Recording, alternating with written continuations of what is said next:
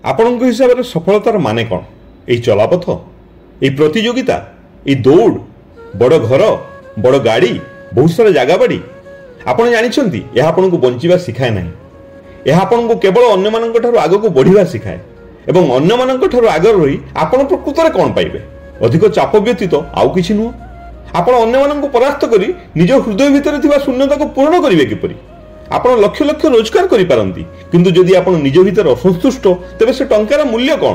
ଏହା କେବଳ ଆପଣଙ୍କର ଦୁଃଖକୁ ଅଧିକା ଦୁଇଗୁଣ କରିଦେବ। ପ୍ରକୃତ ସଫଳତା ହେଉଛି ମନର ଶାନ୍ତି ଏବଂ ନିଜେ ଏହାକୁ ଉପଲବ୍ଧି କରିବା। ଯେତେବେଳେ ଆପଣ ଆପଣଙ୍କର ହୃଦୟର ଶୁଣିକି ଆପଣ ନିଜ ଅସ୍ତିତ୍ୱର ତାଳରେ ନାଚିଥାନ୍ତି, ସେତେବେଳେ ଆପଣ ସଫଳ ହୁଅନ୍ତି। ଠିକ୍ ସେତେବେଳେ ହିଁ ଉପଲବ୍ଧି କରନ୍ତି ପ୍ରକୃତ ମନର ଶାନ୍ତି। ସଫଳତା କେବଳ ବଞ୍ଚିବାର ଏକ ଉପାୟ ଓ ମନର ଶାନ୍ତି ଜୀବନକୁ ଉପଭୋଗ କରିବାର ମନ୍ତ୍ର।